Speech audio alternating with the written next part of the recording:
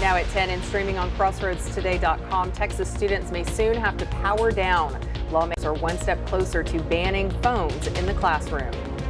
In a scary moment in North Texas after a dump truck slammed into a home following a chain reaction crash.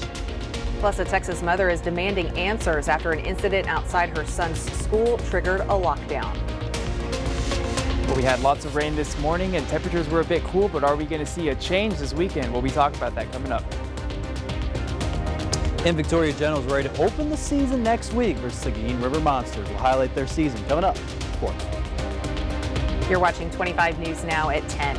Good evening and thank you for joining us. I'm Shauna Curry. And I'm Amaya Norman filling in for Dawn Brubaker tonight. With many unanswered questions, a Victoria mother is talking about her son who was last seen more than 5 years ago.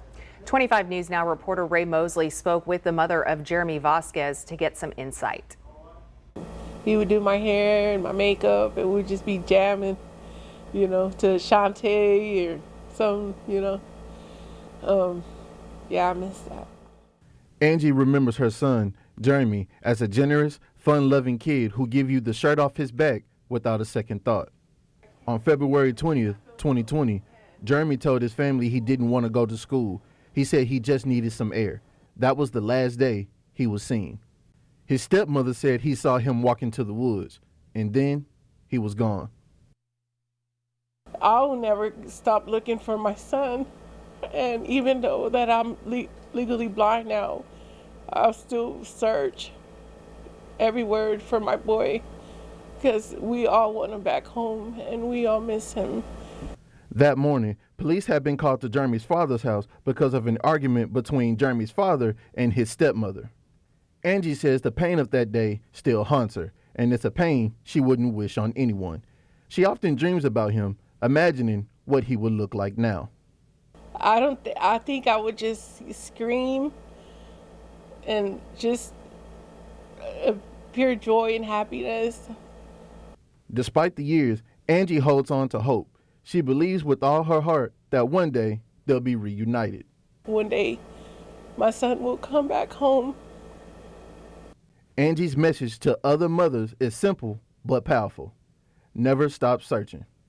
Ray Mosley, KAVU TV, 25 News Now. 25 News Now requested the investigation report from Victoria Police, but they sent our request to the Texas Attorney General's office asking to keep it confidential. The AG agreed, so for now the details of the case remain sealed. Texas lawmakers are racing to pass bills before the session ends, and one big bill could change classrooms across the state. House Bill 1481, now on Governor Abbott's desk, would ban students from using phones, tablets, and smartwatches during the school day. Schools would have to secure devices until the final bell. Supporters say it will cut distractions and help kids focus, but some parents worry about not reaching their kids in emergencies. Concerned about the full day prohibition in the substitution. Parents are concerned about not being able to reach their children during the school day. The culture of the school has shifted, truly. And the kids are talking to each other now. At lunch, they're engaged with each other. They're not on their phone. Abbott has not said if he will sign it, but time is running out. The session ends Monday. A Plano, Texas mother is speaking out after what she says her son witnessed last week outside his elementary school. She said the incident caused the school to go on lockdown, and it left students shaken. As Aaron Jones reports, parents want more information about what happened and the way the situation was handled.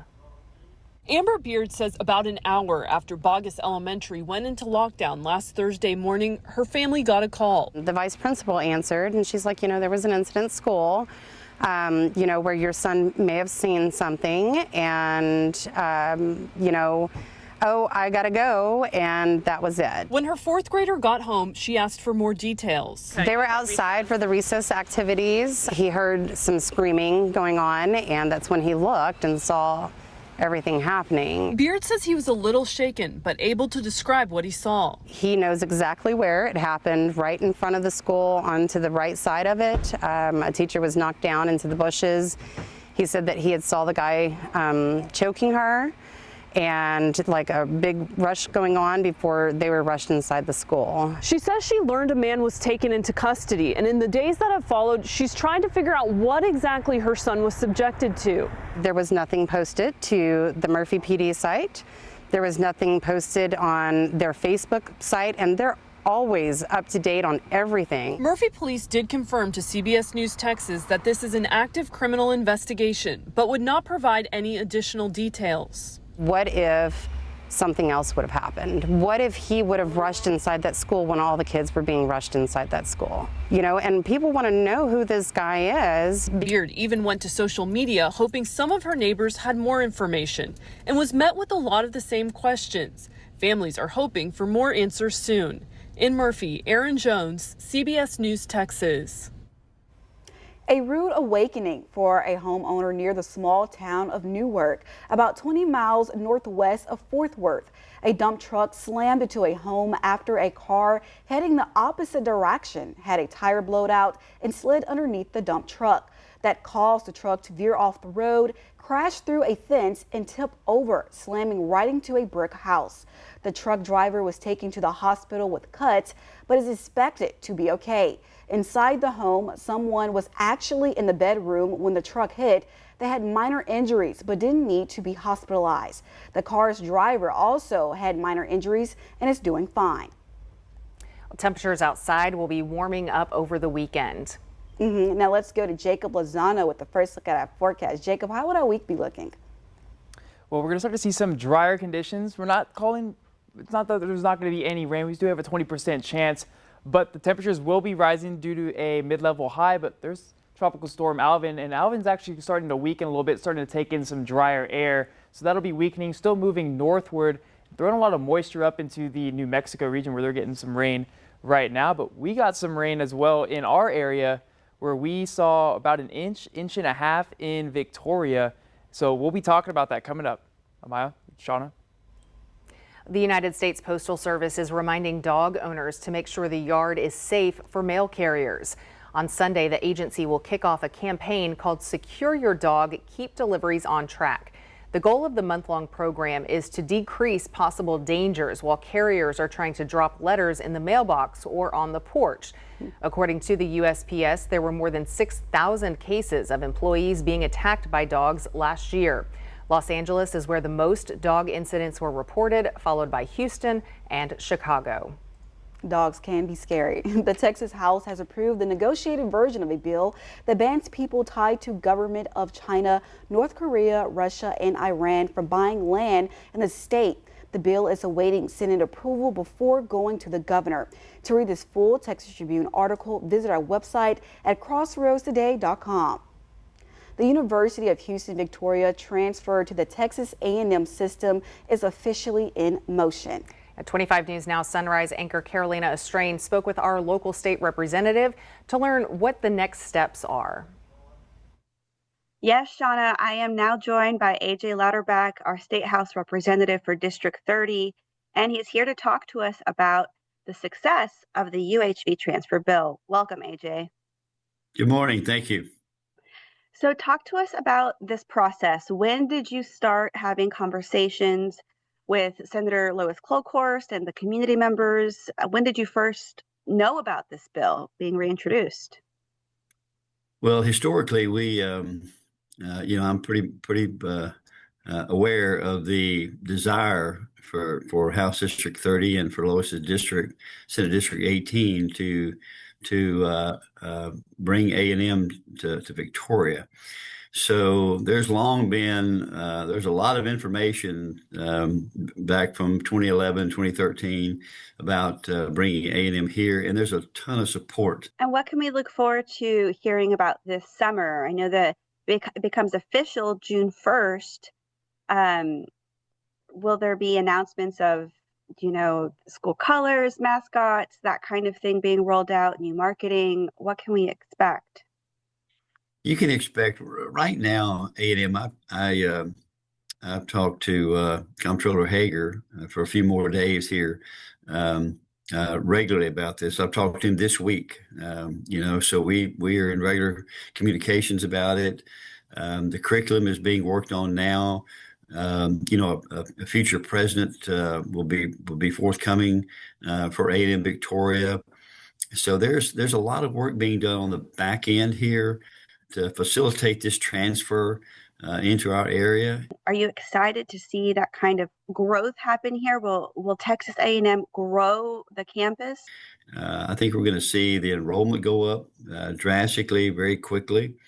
And I think that we're going to see a curriculum that's designed for the area to take care of the demand that we have for jobs.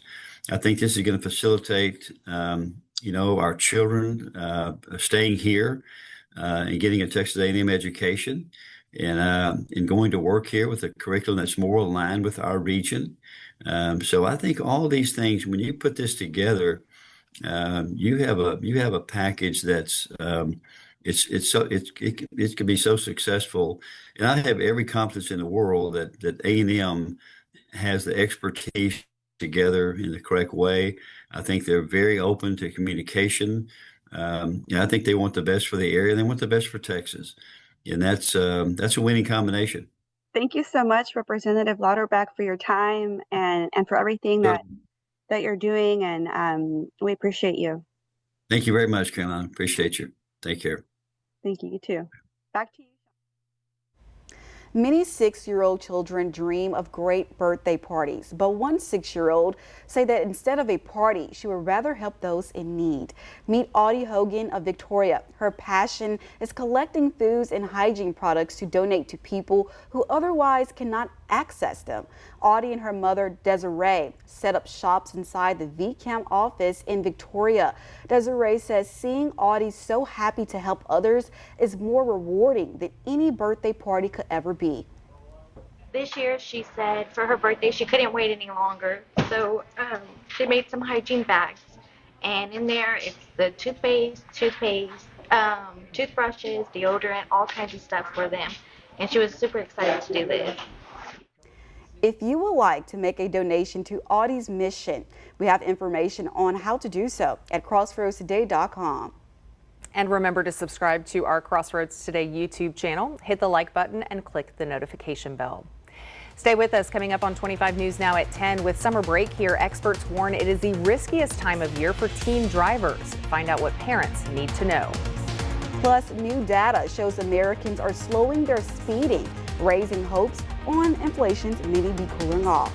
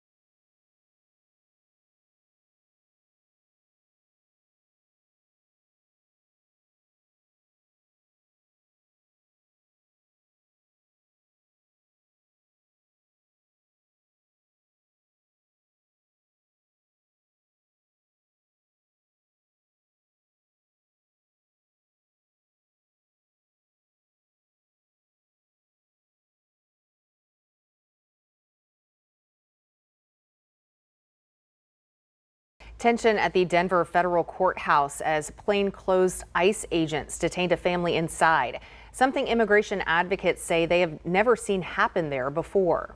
Now there are growing concerns about what this means for due process and trust in the legal system. Something was off at the federal courthouse in Denver Thursday morning. They were not in uniform. They weren't wearing vests. They were not identified as ICE. Emily Brock says she felt a tension she's never felt here before. She spent 10 years here as an immigration attorney with Rocky Mountain Immigrant Advocacy Network. I was just walking through the hallway when a young family was coming out of one of the courtrooms.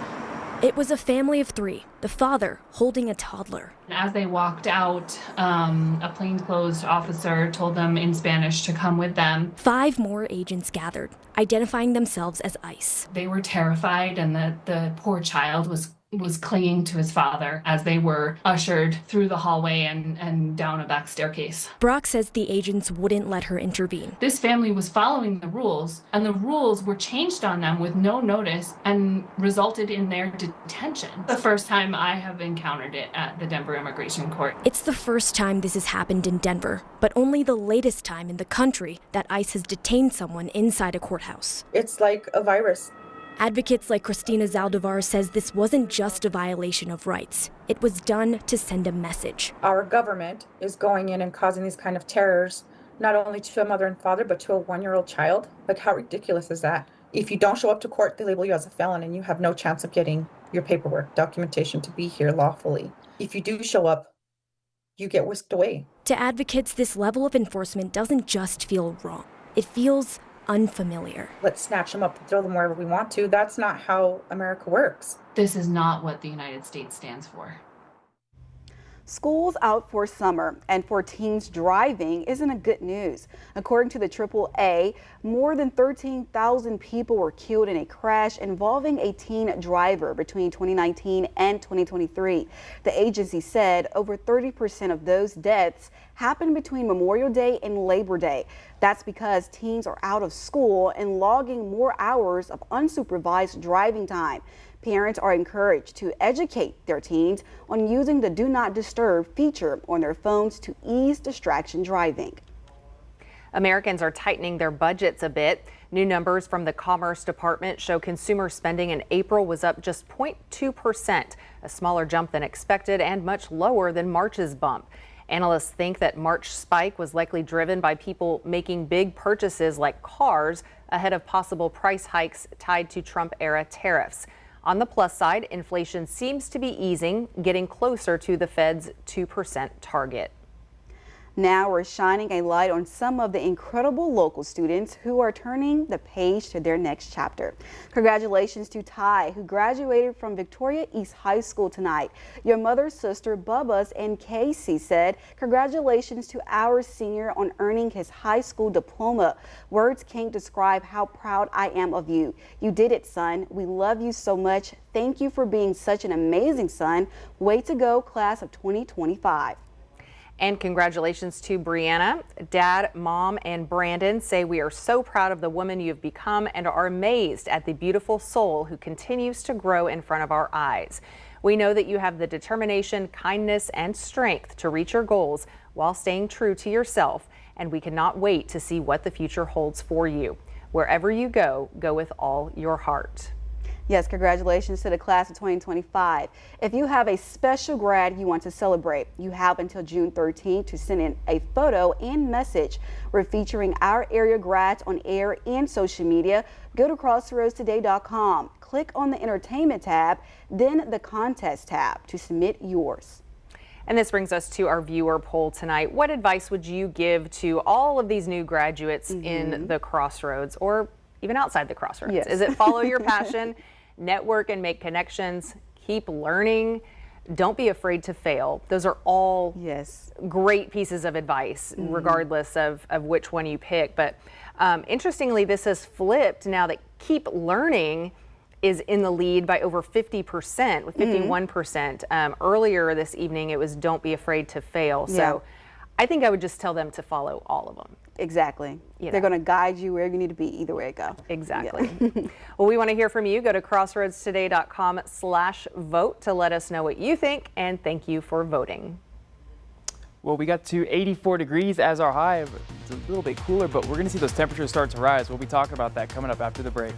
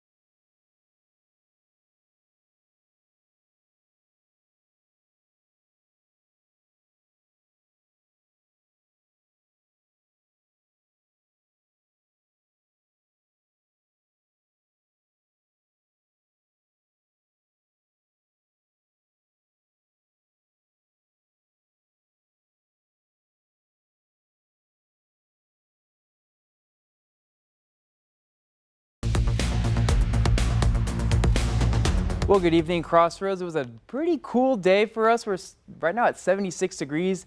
Humidity is starting to rise again, but we're getting winds out of the northwest here at about 5 miles per hour. We got that little shift from that frontal system that moved through. Now we're starting to get some northerly winds. We did get up to 84 degrees, well off of our record, but look at that, 1.66 inches of rain. So we're up for the month of May as we head into the final day here. But the frontal system has stalled out right there. And there's Tropical Storm Alvin starting to get in some drier air, starting to see some weakening, but look at all that cloud cover, and then it hits the jet. So we're getting cloud cover from the hurricane, which is very interesting, even though it is so far away. But right now we only got clouds in the sky. Right now we don't really got any rain going on, but the rain totals today were very astonishing. We had about 1.5 inches here in the county.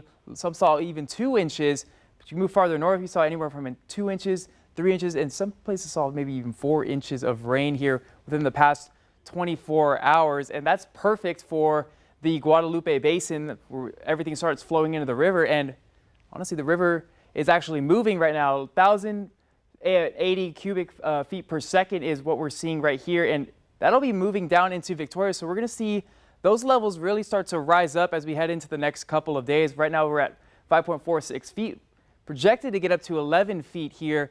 I believe this is right close to downtown where this gauge is at. And there are some more rain chances that we're going to be seeing here coming into Saturday, especially in the afternoon time. So to see some pop-up isolated showers and thunderstorms here for us. And those will be dying down just through the daytime cooling, but through daytime heating, we'll start to see that once again here Sunday. But that's it. That's kind of going to be it for the rain for some time, because we do have a mid-level high that'll be pushing through, but the mugginess will continue for us here as we start to see evaporation take place and the southeasterly winds return off the Gulf and humidity will return. Now 74 degrees is what we'll be waking up to here tomorrow morning. We'll be getting up to the mid-upper 80s, maybe some 90s in certain areas. And temperatures will once again drop back down into the low 70s. And we'll start to see some 90s once again in our forecast here coming into Sunday and Monday, just from the mid-upper level high that we're talking about right here with the Friday moving in. By Friday, it'll start moving. By today, it'll start moving in to Texas here. But Sunday and Monday, that's where it's going to be sticking around, diminishing our rain chances. Now we're looking at this low out here by Los Angeles.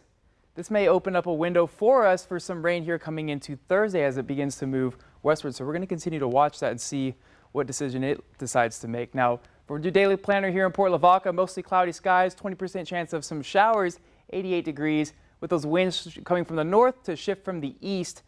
Humidity will start to rise as we start getting into Sunday, 89 degrees here for our high, right around the 90-degree mark. We start to get those winds shifting again, and 20% chance of rain as well here in Cuero with mostly cloudy skies. But those next 7 days, diminishing rain chances, increasing temperature, and we can stall out a little bit. And then we'll start to see those rain chances return in our forecast here coming later into the week. Now, don't forget to scan the QR code for more news, weather, and sports. Max? That's right, Jacob. UHV Athletics are ready to transition over to the new Texas A&M system. So what changes will be made to UHV Athletics? I'll tell you all that coming up in sports.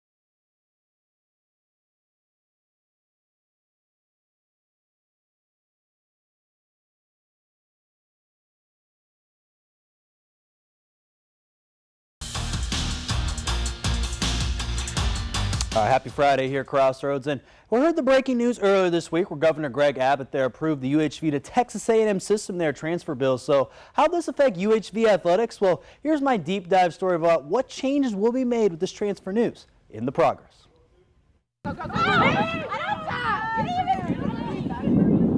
Earlier this week, we had breaking news that Governor Greg Abbott officially signed the UHV transfer bill to make UHV to go over to the Texas A&M system. The transfer will be completed by September 1st. So how will this affect UHV athletics in the future? UHV AD Ashley Wallach highlights the biggest change that will happen with this transfer in athletics. Obviously, the name is going to change. That was part of the bill to go from the University of Houston Victoria to Texas A&M University Victoria.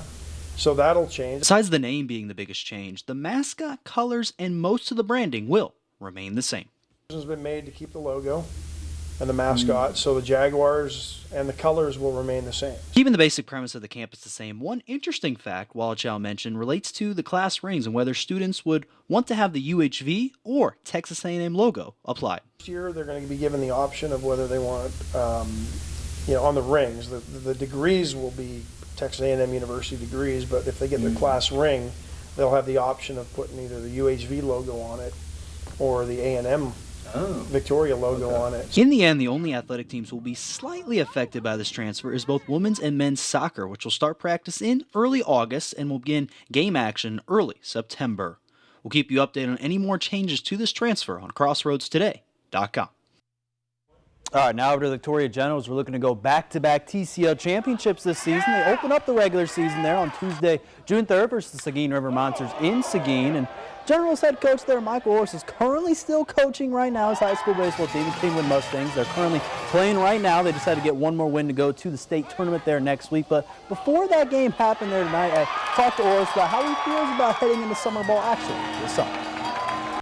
UTSA Roadrunners that are coming in that are currently in a regional at Austin, so they're going to have a few weeks before we get to them. We got some JUCO faces that'll come in, some out of state, and even some out of country kids that will be visiting Victoria for the first time. Laura's mentioning all the new guys coming in this season. Some of the returners you'll see back again is Damian Whitfield and Diego Diaz, which will be huge pieces as the Generals look to go back-to-back championships this season. And now over finally Wednesday, we mentioned Goliad baseball star Barrett Garcia competing in the Coastal Bend College All-Star Game. Well, there are two other local names that we're going to mention too as well. Inquero pitcher Caleb Nagel and Victoria East Grayson Youngblood. For Nagel, he was second in batting average and second in on-base percentage this season. And then for Youngblood, he led the Titans in stolen bases with 32 and then second in hits there with 39. So these two will compete there in the CBCA All-Star Game on June 8th at Cabinets Field. It will be in Corpus and it will be at 5 p.m. That's going to do it here in sports. Amaya and Shauna, back to you. All right, thank you, Max. Well, stay with us. Coming up on 25 News Now at 10, we'll take a last look at your weather. Plus, two adorable new faces are making a splash on their first day at the Nashville Zoo. We'll check them out next. We found what you're looking for. Hey, can I ask, whose side are you on, Trump or Bruce Springsteen? There's only one boss in America.